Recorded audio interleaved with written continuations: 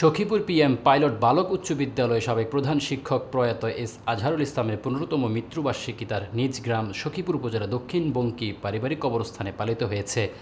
সখীপুর প্রতিনিধি টাইগার নজরুলের রিপোর্টে বিস্তারিত জানাচ্ছেন এসকেন রেশমা। মৃত্যুর সময় তার বয়স হয়েছিল ৭৪ বছর ৪ মাস ১২ দিন। তার জন্ম ২৮ জানুয়ারি ১৯৩৫ সালে আর মৃত্যু ৯ জুন ২০০৯ সালে।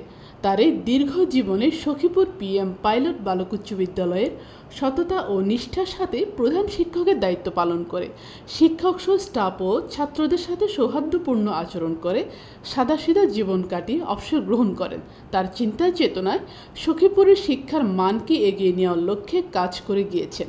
তিনি চাকুরি জীবন থেকে অবসর নেওয়ার কয়েক বছর পর অবসর ও বার্ধক্যজনিত কারণে ১৫ বছর আগে তার নিজ বাসভবনে দুনিয়া মায়া ত্যাগ করে শেষ নিঃশ্বাস ত্যাগ করেন।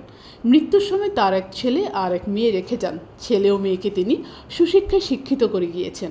আজও তারা স্বাবলম্বী। গত ৯ জুন তার ১৫তম মৃত্যুবার্ষিকীতে তার কবরে ফুল দিয়ে শ্রদ্ধা নিবেদন করেন তার কৃতি ছাত্র।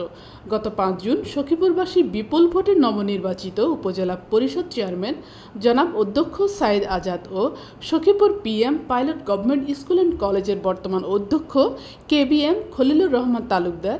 এ সময় উপস্থিত ছিলেন তার সহধর্মিণী সরকারি প্রাথমিক বিদ্যালয়ের প্রধান শিক্ষক আলেয়া ফেরদৌসী, তার পুত্র সখীপুর আবাসিক অনার্স মহিলা কলেজ গভর্নিং বডির সভাপতি আলমগীর ফেরদৌস, অত্র গ্রামের কৃতি সন্তান বিশিষ্ট ব্যবসায়ী আলহাজ জিন্নত আলী, সখীপুর উপজেলা যুবলীগ সাবেক সভাপতি মোহাম্মদ খলিলুর রহমান, একে ফজলুল হক, মাহবুব জামাল, জাহিদ হাসান সহ বিভিন্ন শিক্ষা প্রতিষ্ঠানের শিক্ষক মণ্ডলী, বিভিন্ন অঙ্গ সংগঠনের নেতৃবৃন্দ ও এলাকার গণ্যমান্য ব্যক্তিবর্গ উপস্থিত। সকালে তার কবরস্থানে শ্রদ্ধা নিবেদন শেষে দোয়া ও মোনাজাতের মধ্য দিয়ে তার বিদায়ী আত্মার মাগফিরাত কামনা করেন।